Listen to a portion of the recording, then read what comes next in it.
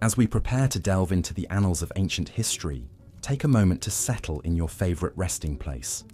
Close your eyes, let your consciousness drift, and allow your mind to be transported back to the era of the Roman Empire, a civilization known for its remarkable advancements, vast territories, and interestingly peculiar legal systems.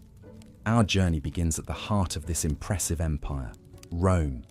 In the early days of the Roman Empire, the legal system was heavily influenced by the concept of pater familias, or the male head of the family who held significant power, including the right to life and death over his family members. This authority was not restricted to within the family's walls, it extended to the public sphere as well. The Roman law, as we will see, was a reflection of the society's hierarchy and power structures, with punishments often being as dramatic as the offences themselves. One such severe punishment was Poena Koulle, translated as the punishment of the sack. This punishment was reserved for the most heinous crime in the Roman society, parricide, the act of killing one's parent or close relative. The offender was sewn into a leather sack with a variety of animals, often a dog, a rooster, a viper, and a monkey, and then thrown into a river or the sea. The sack represented the domestic sphere where the crime occurred, and the animals were symbolic elements, each representing a specific part of the Roman cosmology and its relationship with the crime committed. This bizarre punishment was not only highly symbolic, but also served as a public spectacle. The Romans believed that this public display of punishment acted as a deterrent, discouraging the population from committing similar crimes. The offender was not simply executed. They were erased from society, their death a theatrical reminder of the consequences of defying Rome's laws and moral standards. Another peculiar punishment involved the Roman army. If a legion were to act in cowardice or misconduct, they would face decimation. This term, derived from the Latin word Damnatio, which means removal of a tenth, involved a cruel and unusual form of punishment. The legion would be divided into groups of 10, where each group would draw lots. The unfortunate soldier, who drew the short straw, would then be beaten or stoned to death by his comrades. This brutal punishment served to reinforce discipline, unity, and loyalty within the military ranks, reminding each soldier of their duty to Rome and their comrades. In contrast to these harsh punishments, the Romans also employed psychological tactics to enforce their laws. One such strategy was the infamia, a form of social ostracism. Individuals convicted of certain crimes were branded as infames and stripped of certain legal and social rights. They were usually barred from holding public office, giving public performances, and even appearing in court. This punishment was particularly effective because it targeted the individual's social status, an important aspect of Roman society. As we continue to weave through the labyrinth of Roman law and its eccentricities, we stumble upon the noxi. These were criminals sentenced to the harshest of punishments, death by the beasts in the gladiatorial games. This punishment was not just a death sentence, it was entertainment for the masses. The noxi were often poorly armed, if at all, and sent into the arena to face ferocious beasts. Their death was not just a punishment, but a public spectacle, their fear and agony serving as amusement for the bloodthirsty spectators. These unusual punishments, while seemingly harsh and brutal to us, were an integral part of the Roman legal system. They reflected the Romans' understanding of justice, punishment, and social order. Despite their severity, these punishments were often seen as fair and just, a testament to the Romans' belief in the power and necessity of the law. As we close this section of our exploration into ancient Roman punishments, allow your mind to drift away from the imposing structures of the Colosseum and the grandeur of the Roman courts. Instead, let it wander through the quieter streets of Rome, where the echoes of these bygone punishments have long since faded. Let the calming rhythm of the Roman life lull you into a peaceful slumber as we prepare to uncover more of Rome's rich and complex history in the sections to come. As you drift closer to sleep, remember that the stories of the past can serve as a soothing lullaby for the present, a gentle reminder of the enduring nature of human civilization. Rest now and let the tales of ancient Rome guide you into a tranquil and restful night. In the next section, we will continue our exploration into Rome's most bizarre punishments, delving deeper into the nuances of their legal system. For now, however, let the echoes of the Roman Empire lull you into a peaceful rest, as we bid Rome and its peculiar laws a temporary farewell. As we delve deeper into the annals of Roman history, we encounter some truly fascinating aspects of their judicial system, including their unique approach to punishment. The Romans were known for their strict adherence to the law and the severity of their penalties, which were often designed not only to punish, but also to deter potential wrongdoers. Let's explore some of the more unusual punishments that were prevalent in ancient Rome. One such bizarre punishment was known as the Poena Koulle.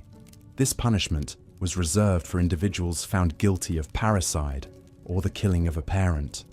It was considered one of the most heinous crimes in Roman society, and thus was met with a particularly gruesome penalty. The convicted person was first scourged or whipped, then sewn into a leather sack with a collection of live animals, typically a dog, a rooster, a viper, and a monkey. The sack was then thrown into a river or the sea. The symbolism behind this unusual punishment was profound and darkly poetic. The variety of animals was believed to represent the diversity of the Roman Empire, and the sack was thought to symbolize the womb from which the parricide had emerged only to betray it. Another unusual punishment was the Damnatio ad Bestias, or condemnation to beasts. This punishment was often meted out to slaves, criminals, and Christians, who were seen as a threat to the pagan state. These individuals were thrown to wild beasts, usually during public games in the Colosseum. The spectacle was intended to demonstrate the might of the empire and the fate of those who dared to oppose it. The condemned were often left defenseless, adding an extra layer of horror to the spectacle.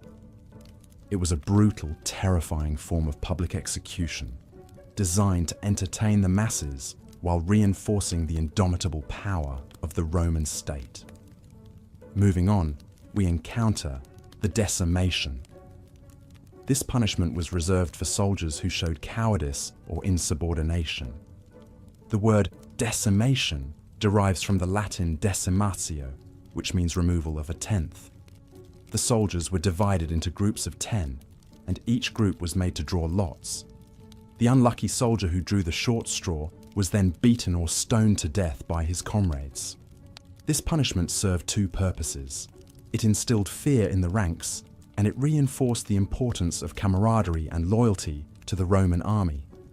One more peculiar form of punishment was the furca. A convicted person was forced to carry a forked piece of wood, known as a furca, on their shoulders. Then, they were paraded around the town while being beaten. The humiliation was a significant part of the punishment, as the carrying of the furca was a public admission of guilt. It was a simple yet effective deterrent, as it shamed the guilty person in front of their community. In addition to these physical punishments, the Romans also implemented several psychological punishments. One such punishment was infamia, or disgrace. This was a form of public humiliation, where the guilty person was stripped of their social status and privileges. It was a particularly harsh punishment in a society that placed great importance on honor and reputation. In a similar vein, the Romans also practiced interdictio aquae et ignis, or banishment by water and fire. This punishment involved the exile of an individual from Roman territory. The person was forbidden to use fire or water, which symbolically represented the basic necessities of life. This was essentially a form of social ostracism, which was a severe punishment in a society that valued community and social cohesion. The Romans also practiced servitus poenae, or slave of the penalty. This involved the enslavement of a person as punishment for a crime. The person was stripped of their rights and forced to work without pay. This punishment was often reserved for debtors who were unable to repay their loans. Finally, there was the vallum, a punishment reserved for soldiers who deserted their posts. The soldier was forced to spend a night outside the camp, unprotected from the dangers that lurked in the darkness. This punishment was designed to instill fear and discipline in the ranks of the Roman army. These bizarre punishments offer a glimpse into the complex legal and social structures of ancient Rome. They reflect the Romans' emphasis on discipline, honor, and social order, as well as their penchant for theatricality and spectacle. As we continue our journey through the annals of Roman history, it becomes clear that their approach to justice was as multifaceted and intricate as the empire itself. As we delve deeper into the annals of Roman history, we find ourselves surrounded by the echoes of a long-gone civilization, each stone whispering tales of triumph and tribulation. This section of our journey will focus on a particularly unique, not to mention bizarre, aspect of Roman life: the practice of punitive Poena Koulle, or the penalty of the sack. The Poena Koulle was reserved for a crime considered most heinous by the Romans: parricide. Parricide is the act of killing one's own parent or a close relative, a crime so unthinkable that the Romans devised a punishment equally unsettling in response. In the Poena Koulle, the condemned was sewn into a sack along with a collection of animals. The sack was then cast into a body of water, the Tiber River being the most commonly used in Rome.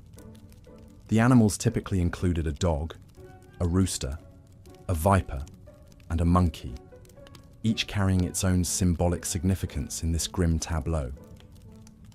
The dog was seen as the guardian of the household and the embodiment of loyalty. Its inclusion in the sack represented the betrayal of these virtues by the perpetrator. The rooster, a bird that heralds the dawn, symbolized the disruption of natural order, as the crime of parricide was seen to go against the law of nature itself.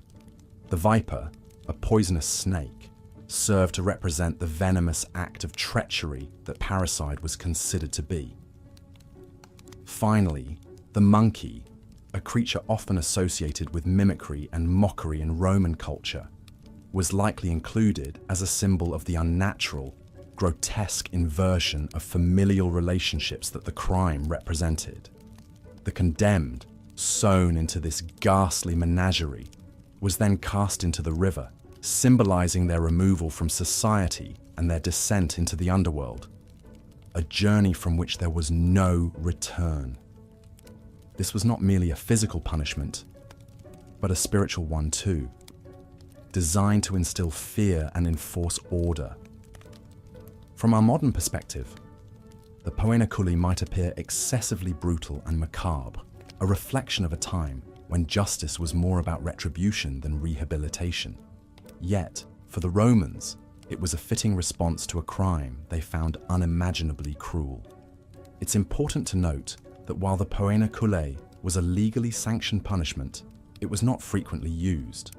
Parricide was considered such a serious crime that the Romans believed it to be relatively rare.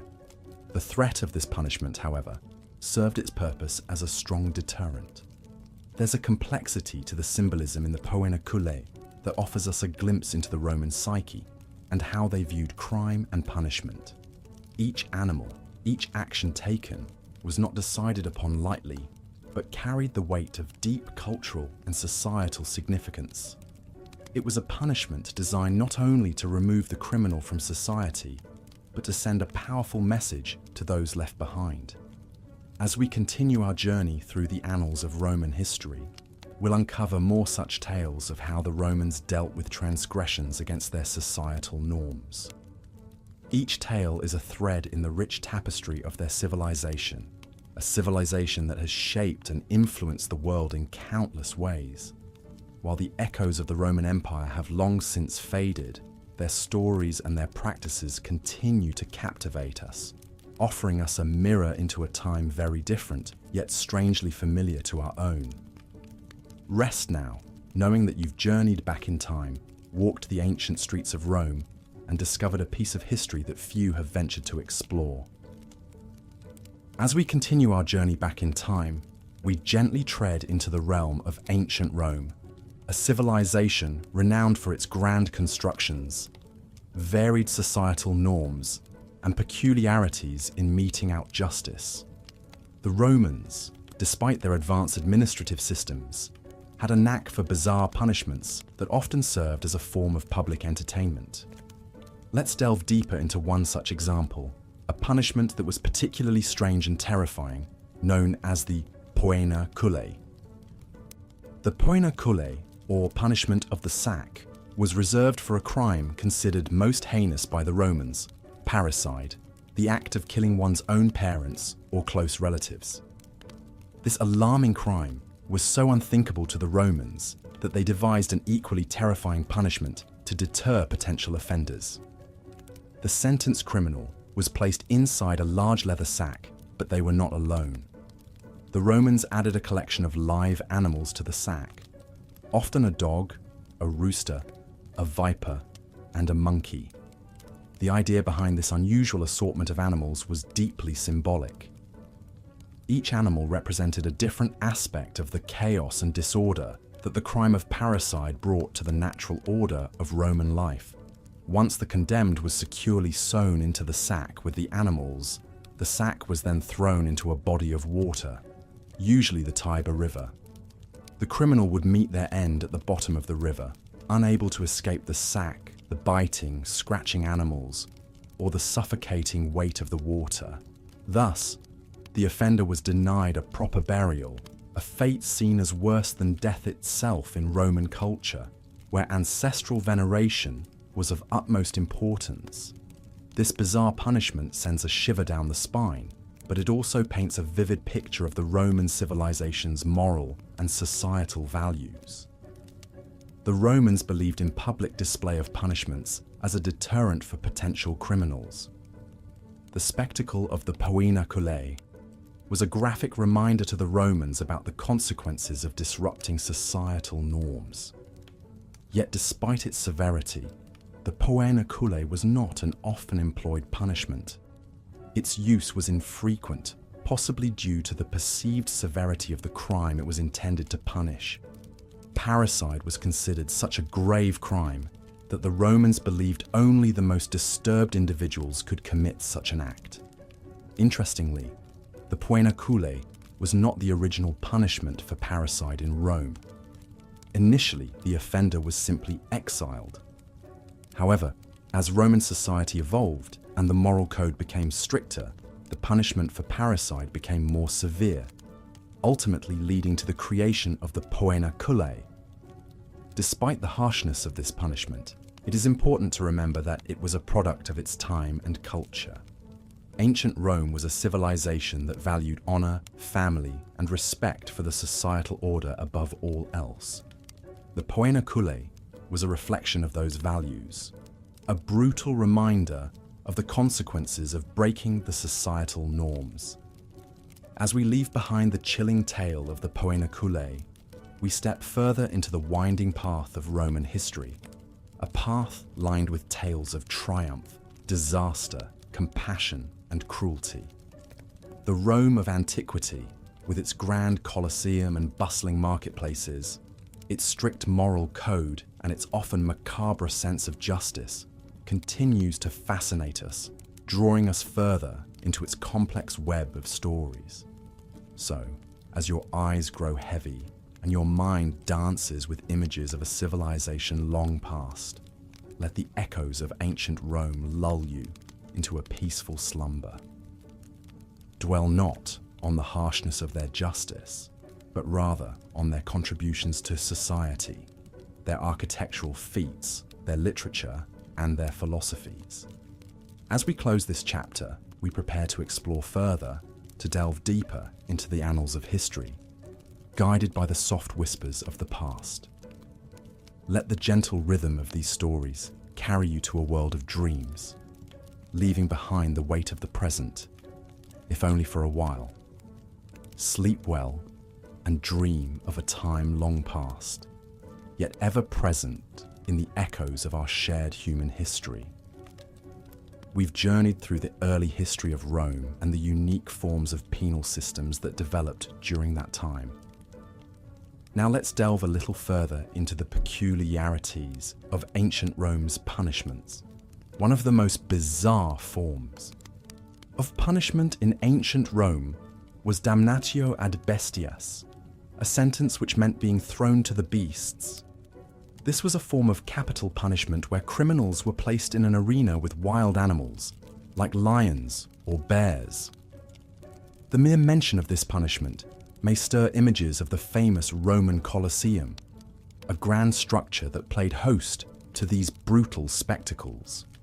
The condemned would be left defenseless, their fate sealed in the jaws or claws of these ferocious creatures. The Romans viewed this as a form of entertainment, an unsettling testament to the societal norms of the time. Another unusual punishment was known as decimation. This was a military punishment used for soldiers who displayed cowardice or mutiny. The word decimation is derived from the Latin word decimatio, which means removal of a tenth. In this punishment, a military unit would be divided into groups of 10. Each group would then draw lots to determine which of their number would be executed. The unlucky soldier would then be clubbed or stoned to death by his compatriots. The surviving soldiers would then be forced to live outside the camp and subsist on barley instead of wheat.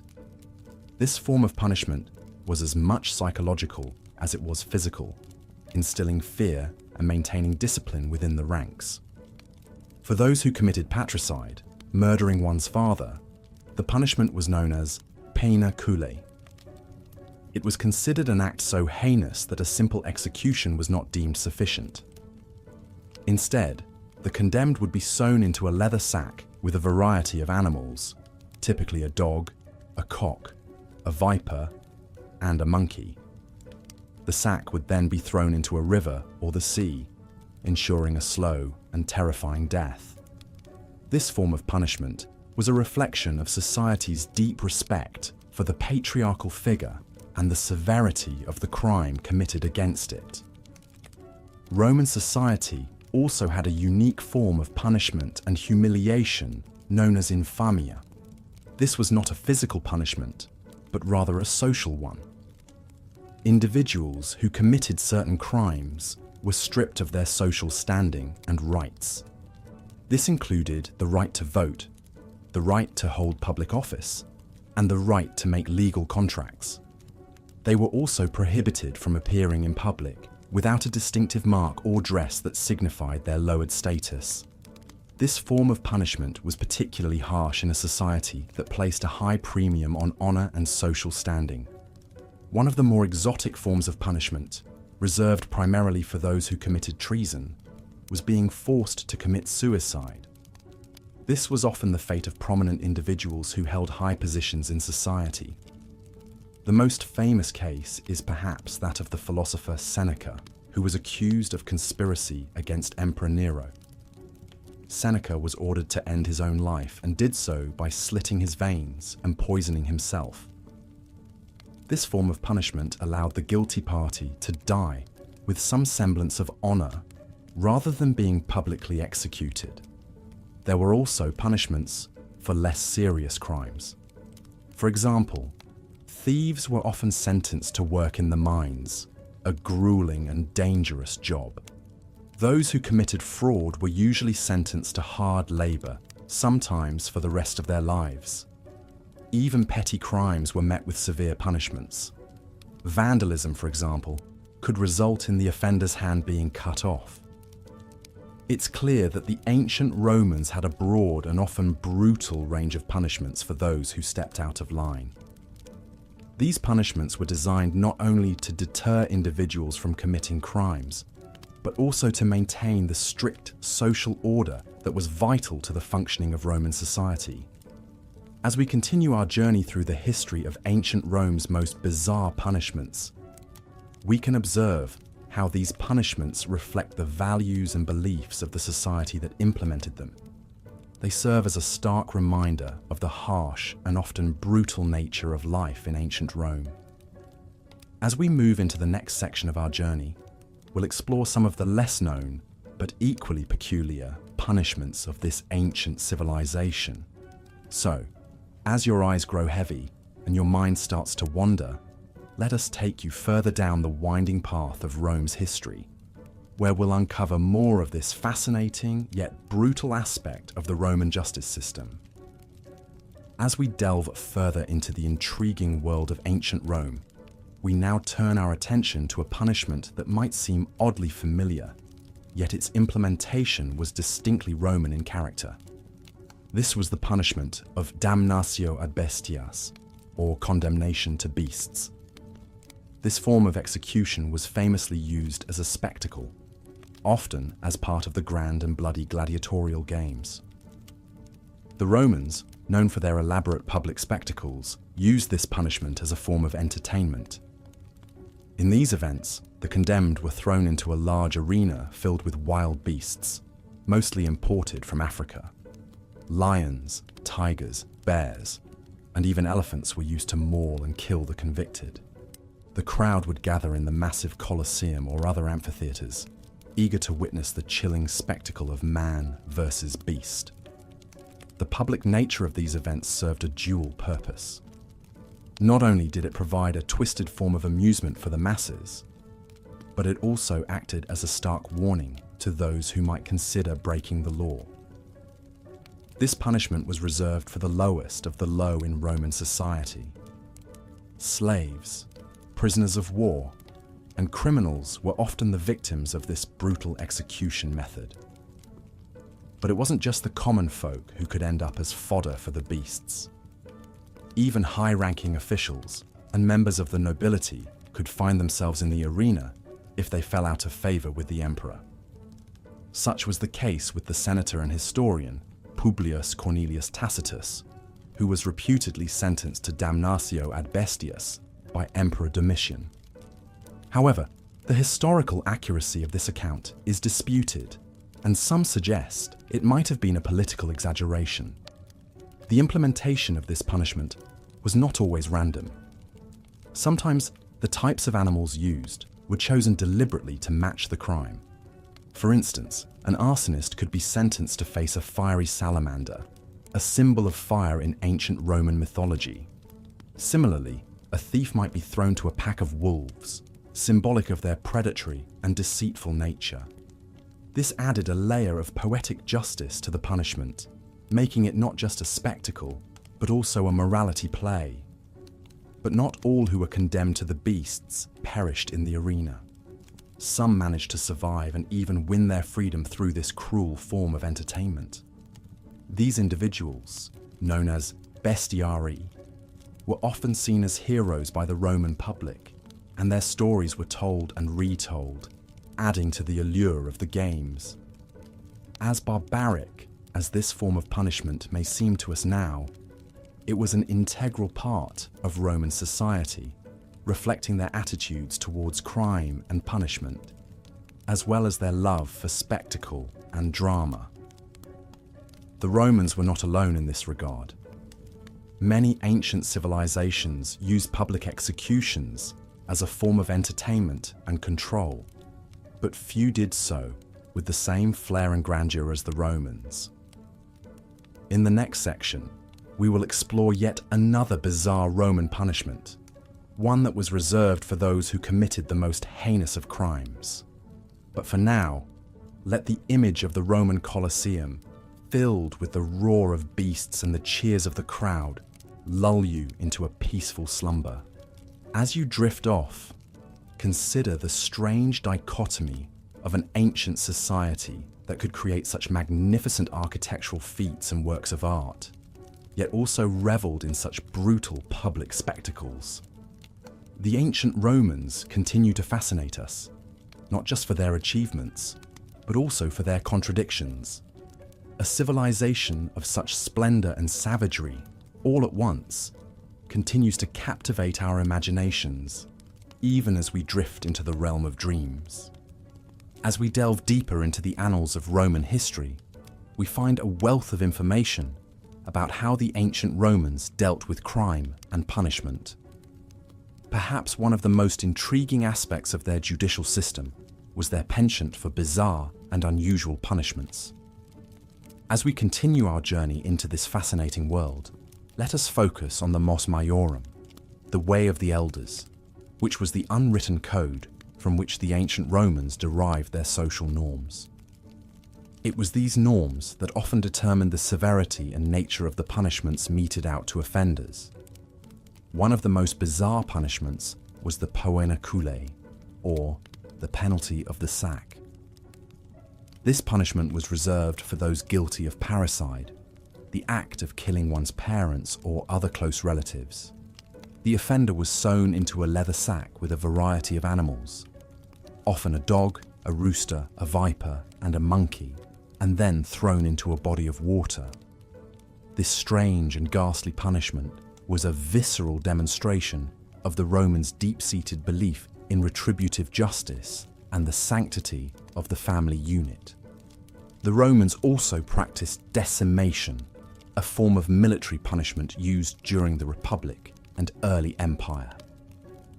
This method was used as a disciplinary measure against armies or large groups guilty of crimes such as mutiny or desertion. A cohort, typically consisting of around 480 soldiers, would be divided into groups of 10. Each group would then draw lots, and the soldier who drew the shortest would be executed by his comrades. This brutal punishment served to underscore the importance the Romans placed on loyalty, obedience, and duty to the state. Slavery was another tool of punishment in ancient Rome. Slaves who were found guilty of crimes could be subjected to punishments ranging from torture to execution. In addition, free citizens could also be sentenced to slavery, known as servitude. This punishment was particularly harsh as it stripped the individual of their social status and personal rights, effectively reducing them to property. In addition to these brutal physical punishments, the Romans also employed more psychological forms of punishment. One such method was infamia, a form of public humiliation. Those sentenced to infamia were essentially outcast from society, stripped of their public rights, and often their property was confiscated. They were also subjected to public scorn and ridicule, a punishment that was perhaps more damaging in a society that placed a high value on honor and reputation. Another unusual punishment was Damnatio memoriae, or condemnation of memory. This punishment was typically reserved for disgraced politicians or those who had committed treason. It involved erasing the person's name from all public records and monuments, effectively erasing them from history. This was a particularly severe punishment in a society that valued legacy and remembrance. The Romans also made use of a punishment known as interdictio aqua et igni, or ban from water and fire. This was essentially a form of exile where the convicted person was not allowed to be within a certain distance of the city's fire or water. This effectively banished them from the city and forced them to live in the wilderness. Whilst many of these punishments may seem harsh, and indeed they were, it is essential to remember that they were part of a broader system of social control and deterrence. The Romans believed that the severity of their punishments acted as a deterrent against crime and social disorder, a belief that has been carried through to many modern penal systems. As we leave behind the darker aspects of Roman justice, it is important to remember that these punishments, as brutal as they may seem, were a reflection of the values and beliefs of the society that created them. In the next section, we will continue to explore the more bizarre aspects of Roman life, shedding light on the customs and practices that have shaped one of history's most influential civilizations. As your eyes grow heavy and your mind slowly drifts off to the rhythmic cadence of Roman history, may you find tranquility in the knowledge that sleep is but a breath away. So, let's journey on into the heart of the ancient world and uncover more of its fascinating, albeit sometimes unsettling, truths. As we continue our journey through the labyrinth of ancient Rome's most bizarre punishments, we find ourselves in the midst of the Roman army. While the general populace had its own peculiar set of punishments, the Roman army was not to be outdone. Discipline within the ranks was strict, and punishments for misdeeds were severe. In the Roman army, one such punishment was decimation, not to be confused with the modern usage of the word, which implies a large reduction in number. Decimation in the Roman context had a very specific and brutal meaning. If a military unit was found to be guilty of severe crimes such as mutiny or desertion, they would be subjected to decimation. The soldiers would be divided into groups of 10 and would then draw lots. The unlucky soldier who drew the shortest lot would be clubbed or stoned to death by the remaining 9. The idea behind this horrific punishment was not just to punish the guilty, but also to instill a deep sense of fear and obedience amongst the ranks. Decimation, while brutal, was not the only form of punishment in the Roman military. Fustuarium was another method employed by the Roman army to maintain discipline. This punishment was meted out for crimes such as stealing, lying, or failing to stand guard properly. The guilty soldier would be beaten to death by his fellow soldiers using clubs, a punishment not dissimilar to decimation, but without the element of chance. Moving away from the military, let us return to the broader society of ancient Rome. One of the most bizarre punishments that the Romans employed was the Poena Koulle. This punishment was reserved for individuals guilty of parricide, the act of killing a parent or close relative.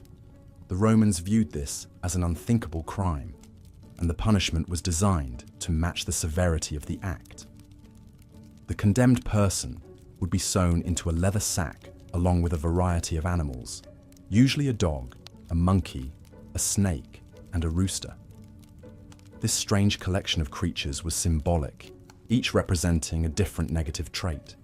The snake represented evil, the dog symbolized greed, the monkey was a symbol of deceit, and the rooster, often associated with the underworld, represented darkness and death. The sack was then thrown into a river or the sea, leaving the condemned to a dreadful demise. The Poena Koulle was a form of punishment that was designed to be a spectacle, a public demonstration of the consequences of such a heinous act. It was a reminder to the public of the harsh punishments that awaited those who dared to commit such an unthinkable crime. In contrast to the spectacle of the Poena Koulle, the Romans also had punishments that were more discreet, aimed at shaming the guilty party rather than causing physical harm. One such punishment was infamia, a legal and social penalty. A person found guilty of certain crimes would be marked as infames, leading to a loss of certain rights and social standing. They could no longer vote, serve in the military, or hold public office. They were also excluded from certain social events, effectively turning them into social pariahs. In some cases, the punishment of infamia was combined with branding. The guilty party would have a mark burned onto their forehead, signifying their crime for all to see. This was not only a physical punishment, but a social one, as the branded individual would forever be marked as a criminal. While the punishments we have discussed so far have been largely physical, there were also psychological punishments in ancient Rome. One such punishment was Damnatio memoriae, the condemnation of memory. This punishment was reserved for individuals who had brought disgrace upon themselves and the empire, such as disgraced politicians or emperors. Their statues would be destroyed, their names erased from public inscriptions, and all memory of them would be officially suppressed. In essence, they would be erased from history, a fate considered worse than death for many Romans who placed great importance on legacy and memory. This was a punishment that was not only designed to punish the guilty, but also to deter others from following in their footsteps. As we delve deeper into the annals of Rome's past, we find a fascinating array of punishments, each more bizarre than the last. These punishments, though brutal and often gruesome, provide a window into the mindset of the Romans, their social structures, and their ideas of justice. While it might be difficult for us to comprehend these practices, they were an integral part of Roman society, a testament to their complex and often brutal history. As we drift off to sleep, let us ponder on these strange and intriguing punishments and wonder at the peculiarities of ancient Rome.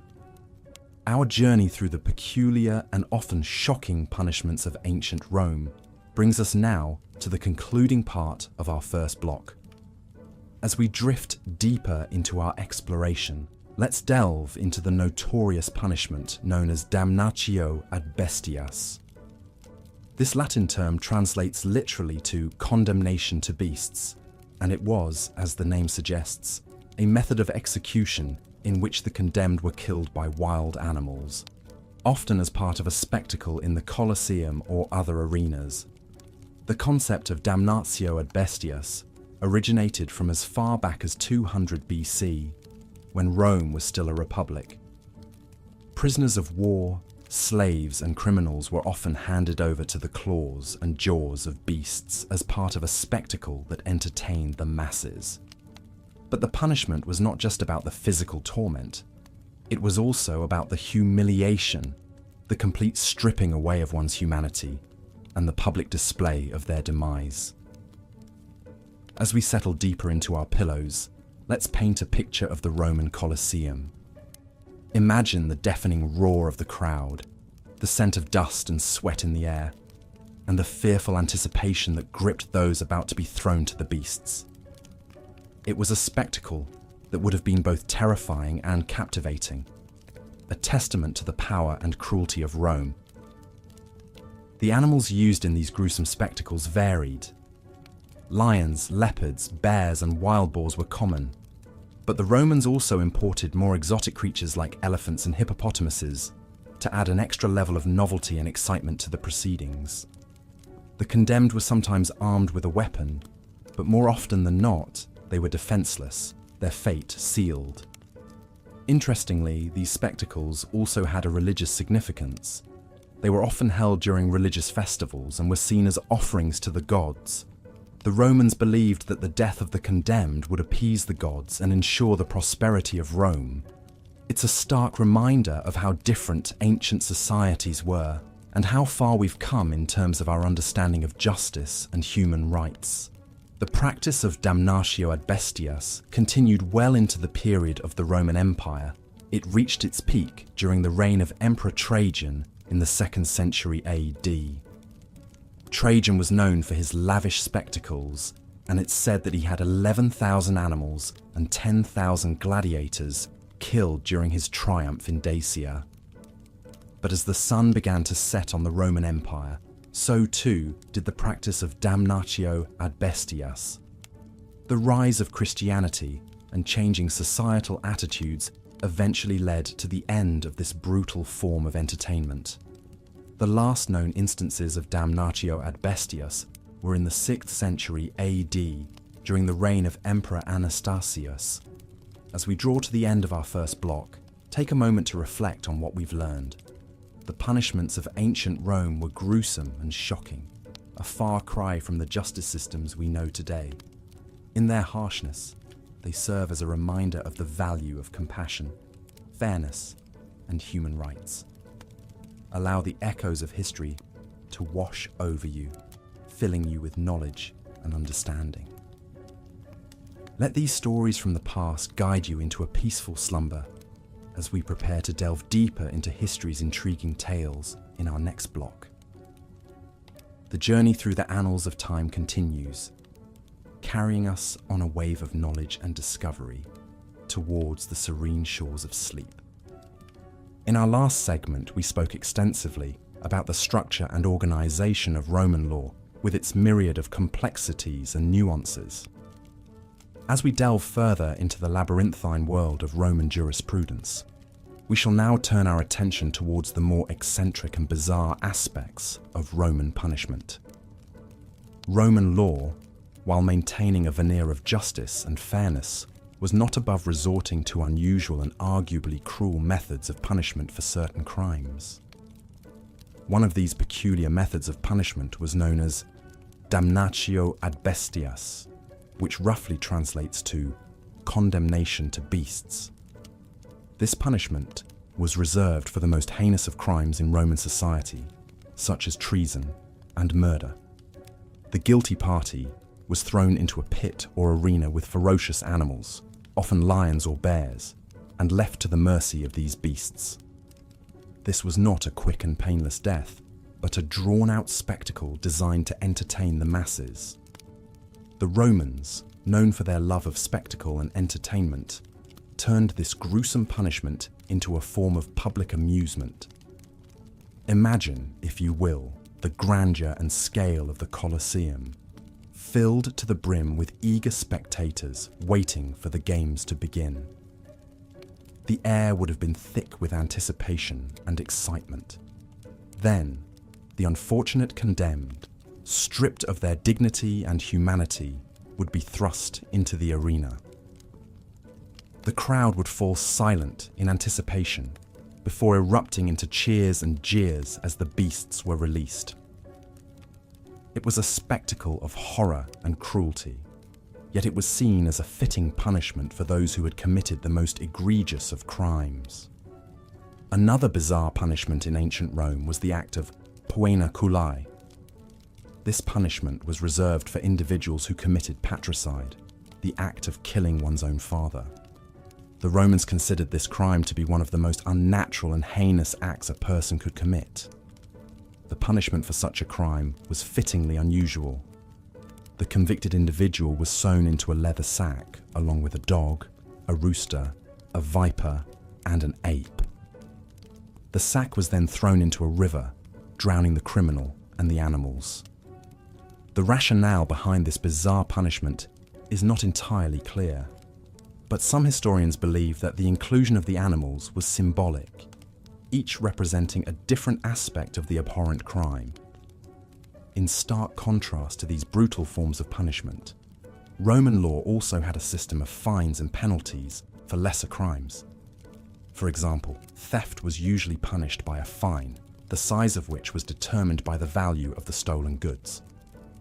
If the thief was unable to pay the fine, they could be sold into slavery to repay the debt. Roman law was also unique in its application of corporal punishment. Unlike many other ancient societies, the Romans did not make extensive use of physical punishment such as flogging or mutilation. Instead, they preferred to use these punishments as a last resort for the most serious crimes. The Roman legal system was, in many ways, a reflection of Roman society itself, structured, orderly, but not without its dark and eccentric side. As we continue our exploration of ancient Roman law and punishment, we will delve deeper into the mindset and beliefs of the Roman people and how these influenced their judicial system. How did the Romans justify such cruel and unusual punishments? And what does this tell us about their society and culture? As we dive deeper into this topic, let's take a moment to reflect on how far we've come as a society and how our understanding of justice has evolved over the centuries. As we leave behind the spectacle of the Colosseum and the strange ritual of the Poena Koulle, we find ourselves stepping further into the world of Roman law, with its many quirks and peculiarities. As we delve deeper into this intriguing period of history, let your mind wander through the corridors of time and let the echoes of the past lull you into a peaceful slumber. In the second section of our exploration into the peculiarities of ancient Roman punishments, we delve into the world of the amphitheatre. This grand stage was the setting for many public spectacles in Roman society, including public executions that were often woven into the theatrical performances of the day. This public spectacle of punishment was not only a form of entertainment for the masses, but also a stark reminder of the power and authority of the Roman state. One such punishment was the Damnatio ad Bestias, or condemnation to beasts. This was a form of capital punishment where individuals, often slaves, prisoners of war, or condemned criminals, were made to face wild beasts, often lions or bears, in the amphitheatre.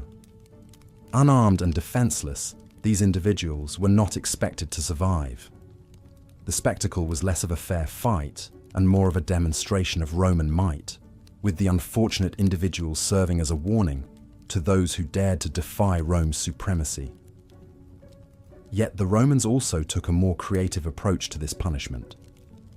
Instead of simply feeding the condemned to the beasts, they often incorporated the executions into elaborate mythological plays. The condemned would play the role of a character who, in the myth, was killed by a beast.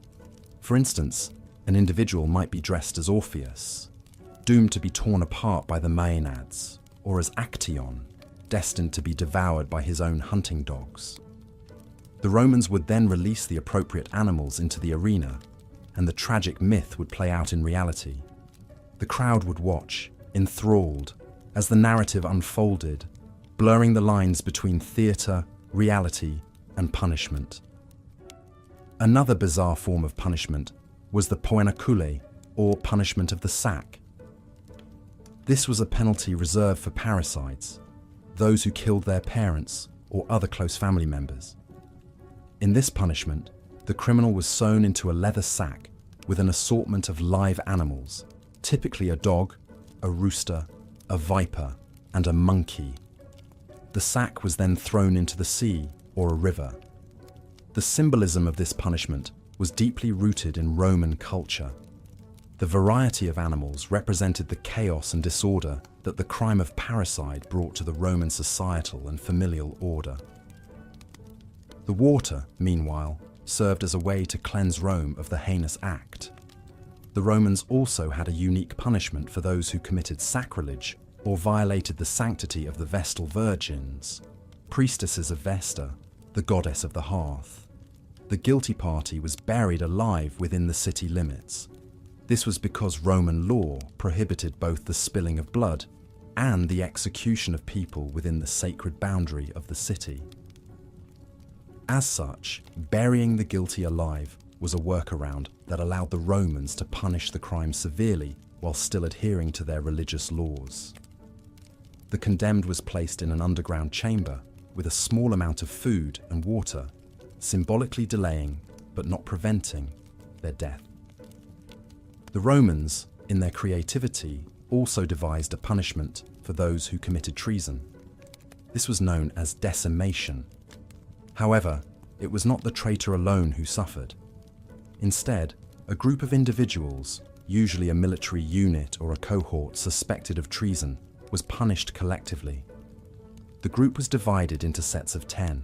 Each set would draw lots, and the individual who drew the shortest straw would be beaten or stoned to death by the other 9. This punishment was meant to foster unity and loyalty among soldiers, as the fate of one could so easily become the fate of all. These examples of ancient Roman punishment methods illustrate a society that was both brutal and deeply symbolic. Punishment was not simply about retribution or deterring crime, but about maintaining societal order and demonstrating power. Whether through the savage spectacle of the amphitheatre or the symbolic rituals of the Poena Koulle and live burial, the Romans turned punishment into a public spectacle, a theatre of power and control. As we continue our journey through the dark and often bewildering world of ancient Roman punishments, remember this was a society where power was absolute, and the state wielded this power with a heavy hand, using punishment as a tool to maintain control, instill fear, and communicate messages about societal order and norms. Through these punishments, the Romans created a theatre of power that was both brutal and mesmerizing. As we move into the next section, we delve deeper into this unique and often disturbing world, shedding light on the practices that have both fascinated and horrified us for centuries. In this section, we will delve deeper into the less-known aspects of Roman justice, exploring a range of punishments that might seem outlandish to our modern sensibilities, yet were an integral part of the Roman legal system. As we delve further into the labyrinthine corridors of ancient Roman criminal justice, let the intricate complexities and strange customs lull you into a state of calm and relaxation. Let's begin by exploring the punishment of damnatio ad bestias. This term, translated as damnation to beasts, refers to a form of capital punishment in which the condemned were killed by wild animals. This was typically carried out in a public spectacle, often as part of the gladiatorial games.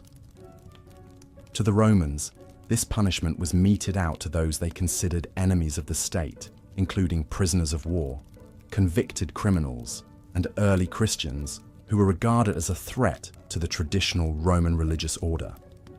The spectacle was not just a means of execution, but also a demonstration of Roman might and authority, a warning to those who might oppose them.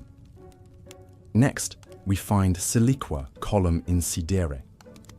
This method involved the use of a sharp instrument, such as a knife or a razor, to make a cut or incision in the neck of the convicted person. This was a punishment reserved for those convicted of high treason against the Roman state. It was considered a dishonorable death, and the purpose was to send a stern warning to others who might consider betraying the empire. The third punishment we will examine is the Poena Koulle. This was a particularly gruesome form of execution reserved for those convicted of parricide, the act of killing one's father. The condemned was sewn into a leather sack with a variety of animals, including a dog, a rooster, a viper, and a monkey. The sack was then sealed and thrown into a body of water. The symbolism of this punishment was potent, as the animals represented different aspects of treachery and deceit, and the act of submerging the sack was seen as a way of purging the crime from society. A less lethal, but nevertheless unpleasant punishment was the act of fustuarium. This was a form of corporal punishment used by the Roman military to discipline soldiers who had committed serious offences such as desertion or theft. The convicted soldier would be beaten by his fellow soldiers with wooden sticks or fusties until he was either dead or incapacitated. The harshness of this punishment served as a deterrent to other soldiers, upholding discipline within the ranks of the Roman army. Lastly, we have the punishment of decimation. This was a form of military discipline used to punish mutiny or desertion within a legion. 1 in every 10 men was chosen by lot and executed, often by their own comrades. The remaining soldiers were then forced to live outside the military camp and subsist on barley instead of the usual wheat rations. The fear of this harsh punishment helped maintain order and discipline within the legions. These punishments, while brutal and harsh by our modern standards, were considered necessary to maintain order and discipline in ancient Roman society. They served as deterrents, warning would-be offenders of the severe consequences they would face for their crimes. It's important to remember that the concept of justice and punishment has evolved significantly over the centuries, and what may seem cruel or excessive to us was considered the norm in ancient Roman times. As we traverse through the annals of Roman history, let the soft whisper of ancient tales lull you into a tranquil slumber. Leaving behind the hustle and bustle of modern life, let us surrender to the gentle embrace of a time long past. As we journey further into the past, we find ourselves immersed in a world that, while starkly different from our own, was a civilization that laid the foundations for many of the ideas and institutions we have today. Let the echoes of ancient Rome guide you into a peaceful and restful sleep. As we continue our journey through the annals of ancient Rome, let's delve into some of the most bizarre punishments their society had devised. Rome was a civilization that thrived on order and structure, and as such, they had a multitude of penalties in place to deal with those who disrupted the peace. One such unusual punishment was for the crime of parricide, the act of killing one's own parents or close relatives. The punishment for this crime was known as Poena Koulle, a truly horrifying ordeal. The convicted would be sewn into a sack with a collection of animals, typically a dog, a rooster, a snake, and a monkey, then thrown into the Tiber River to meet their watery end. This was a symbolic punishment, each animal representing a different aspect of the crime. The dog was a symbol of loyalty and fidelity. Being the most loyal of animals, it stood as a stark contrast to the actions of the person being punished. The rooster, with its loud crowing, stood for the outcry that the crime had caused.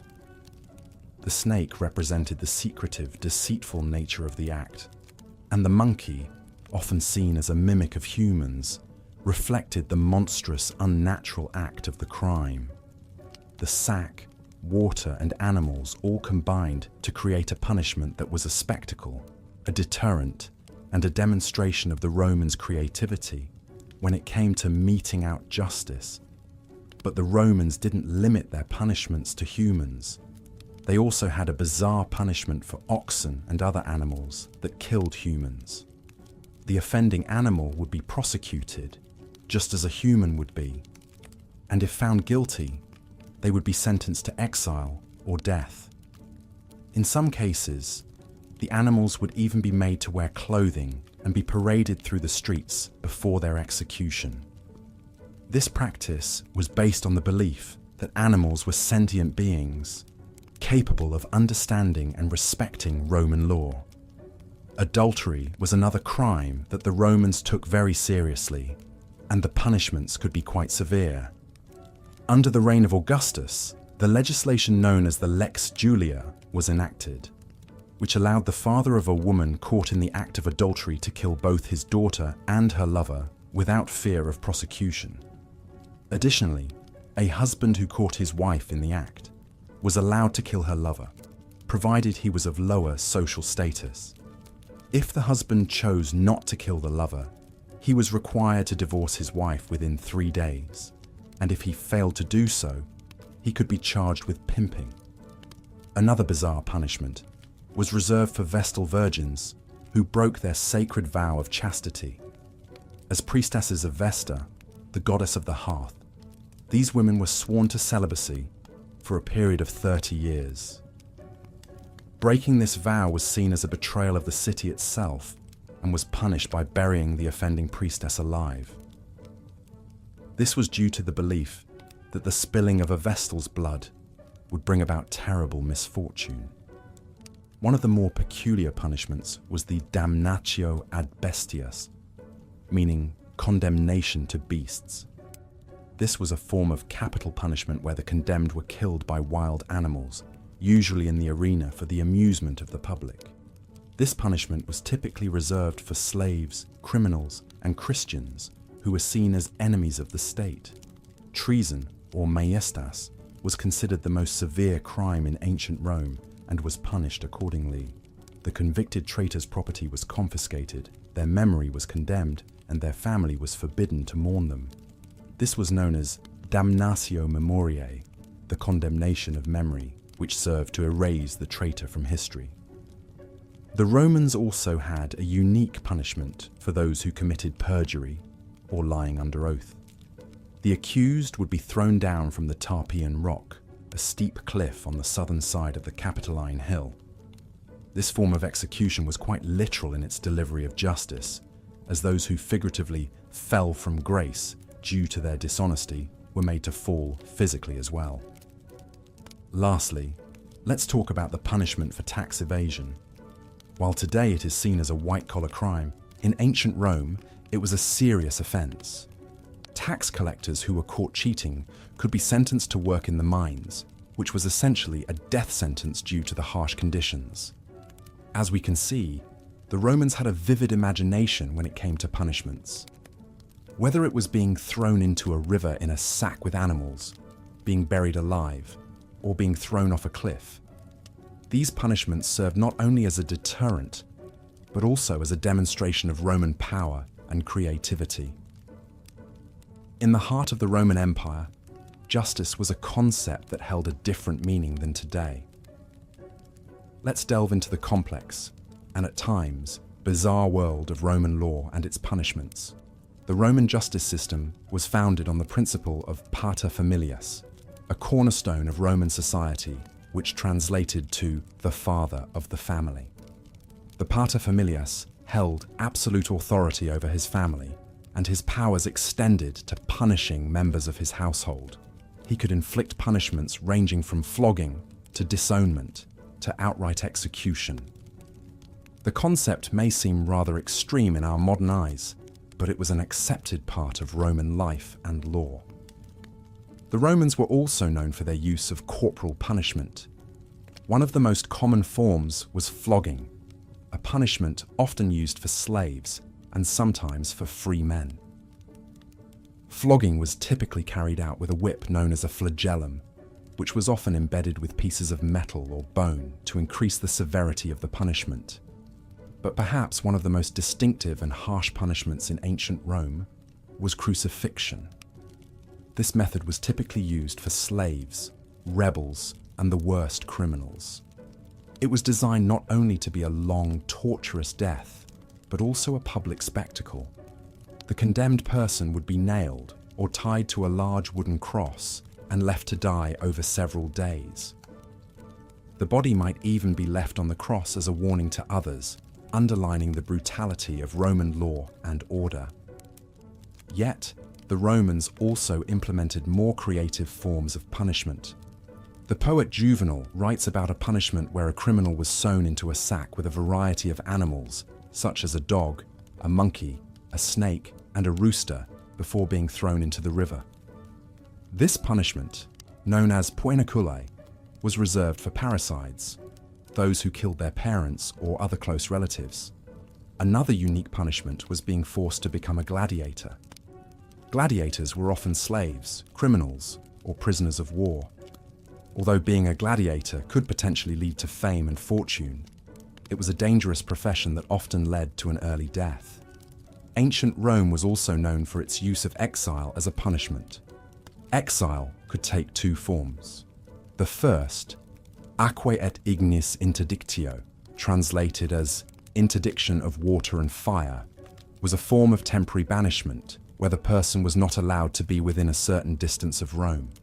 The second form, relegatio in insulam, was a permanent banishment to a specific location, usually an island. The Romans also utilized public humiliation as a form of punishment. This could involve the criminal being paraded around the city, being displayed in the stocks, or being forced to wear a toga pulla, a dark-colored toga that signified disgrace. In the world of Roman law, even the gods and goddesses were not safe from punishment. The punishment of deities, known as deorum injuriae, involved the destruction or desecration of a god or goddess's statue or temple. This punishment was used when the Romans believed that a deity had failed to protect the city or the emperor. As we can see, punishment in ancient Rome was a complex and multifaceted system. It was a world where family authority, corporal punishment, public humiliation, and even divine retribution played significant roles. It was harsh, brutal, and at times bizarre, but it was a system that was shaped by its society and its values, reflecting the strength and severity of the Roman Empire. As you drift further into your sleep, ponder on how much our perceptions of justice and punishment have evolved over time.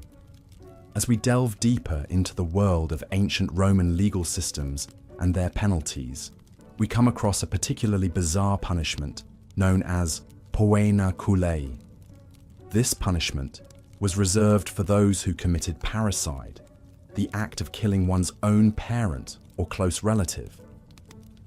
The Romans viewed this act as one of the most heinous crimes a person could commit, disrupting the family unit and the societal structure as a whole. Poena Koulle, therefore, was designed to be as degrading and terrifying as possible to deter any potential perpetrators. Poena Koulle, translated from Latin, literally means punishment of the sack, The condemned would be sewn into a leather sack, often along with an assortment of live animals. These animals generally included a dog, a rooster, a snake, and a monkey, each representing a different facet of the crime. The dog symbolized the domestic nature of the act. The rooster highlighted the crime's occurrence in daylight. The snake represented cunning and betrayal, and the monkey, a close relative to humans, symbolized the act of killing a family member. Once sewn into this ghastly bag, the convicted person would be thrown into a body of water, typically a river or the sea. This was not merely a form of execution, but a symbolic gesture. The Romans believed that by drowning the perpetrator, they were returning them to the womb of Mother Earth, thereby symbolically erasing their existence and the heinous act they had committed. The first recorded instance of Poena Koulle dates back to the 3rd century BC, during the Roman Republic era. However, it fell out of use during the later years of the Roman Empire, only to be revived again in the 9th century AD by Charlemagne, the king of the Franks. Charlemagne was greatly influenced by Roman law and incorporated many of its principles and penalties into his own legal system. While Poena Koulle was indeed a severe and terrifying punishment, it's important to note that it was rarely used. The Romans understood the importance of family and the impact such a crime could have on societal stability. Thus, the mere existence of such a punishment served as a deterrent to those who might consider committing such an act. In stark contrast to Poena Koulle, we find another unique punishment in ancient Rome, specifically designed for tax evaders. In a society where tax collection was vital for the maintenance of the vast Roman Empire, it's not surprising that tax evasion was considered a serious crime. However, the punishment for this offense was not as harsh as one might expect. Rather than being subjected to physical torture or death, tax evaders were made to sit on a special chair, known as the celesternium, in the public square. This was not just any chair, but a chair made of rough, unfinished wood designed to be uncomfortable. The evader was made to sit on this chair for a full day, exposed to the elements and the ridicule of passers-by. This punishment was more about shame and public humiliation than physical pain. It was a powerful deterrent, serving as a constant reminder to the public of the consequences of evading taxes. The celesternium was a symbol of societal order and compliance, demonstrating the importance the Romans placed on the community's financial contribution to the empire. As we delve further into the annals of ancient Roman punishments, we see a society that placed a high value on societal order and justice. From the terrifying Poena Koulle to the humiliating celesternium, the punishments of ancient Rome were designed to maintain order and uphold societal norms and values. While these punishments might seem bizarre and harsh to us today, they provide us with a fascinating glimpse into the mindset and values of one of history's most influential civilizations. As you close your eyes and prepare to drift off into sleep, imagine the bustling streets of ancient Rome. Hear the chatter of the marketplace, the clatter of chariots on cobblestones, and the distant murmur of the Senate in session. Feel the sun on your face, smell the aroma of freshly baked bread, and see the grandeur of the Colosseum in the distance. As you imagine this scene, let your mind wander and your body relax. Allow the stories of ancient Rome to lull you into a peaceful sleep filled with dreams of history and mystery. Rest well and sleep tight. As we delve further into the peculiarities of ancient Roman punishments, it is important to remember that much of what we know is derived from historical documents, which are often coloured by the perceptions and biases of their authors. We must thus interpret these accounts with a grain of salt and understand that the reality may have been different, or perhaps even stranger, than what we can glean from the written word. One such punishment was the Poena Koulle, or penalty of the sack, a grisly execution method reserved for those who committed parricide, the act of killing one's father.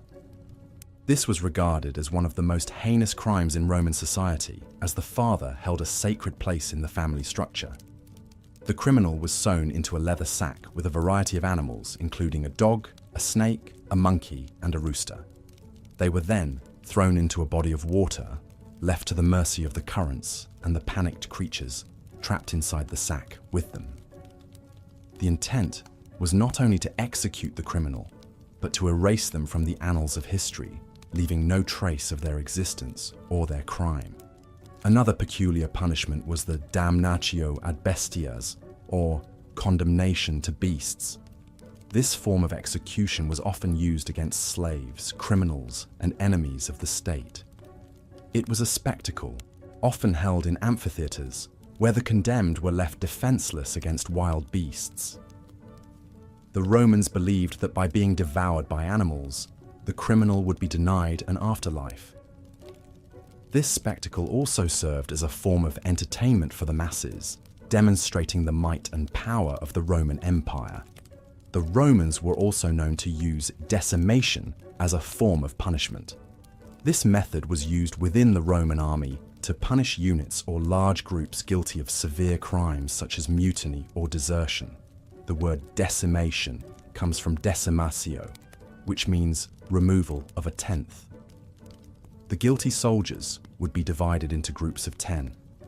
Each group would draw lots, and the soldier who drew the shortest lot would be beaten or stoned to death by the other 9. This brutal practice was intended to instill fear and maintain discipline within the ranks. The Romans also had a unique punishment for Vestal virgins who broke their vows of chastity. The Vestal virgins were priestesses of Vesta, the goddess of the hearth, and were expected to maintain their purity for 30 years. If they broke this vow, they were condemned to death, but not by ordinary means. Since the Romans believed it was sacrilege to spill a Vestal's blood, these women were buried alive. They were entombed in an underground chamber with a small amount of food and water, symbolically absolving the Romans of their direct killing. One of the most bizarre punishments was reserved for those who committed sacrilege or blasphemy.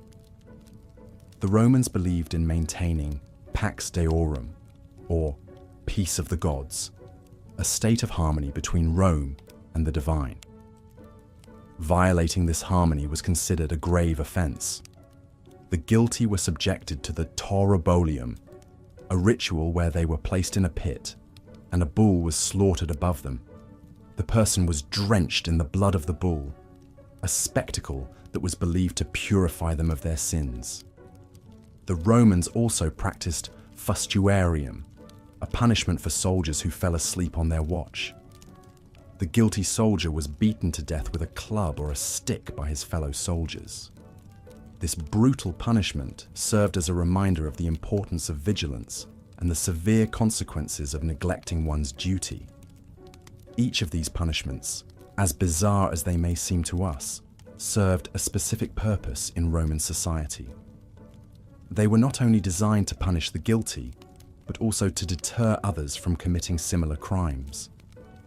They were a part of the Romans' broader system of maintaining law and order, and they reflect the values, beliefs, and norms of Roman society. As we continue to explore the peculiarities of ancient Roman punishments, we are reminded of the vast gulf that separates us from them, not only in terms of time, but also in terms of understanding and perception.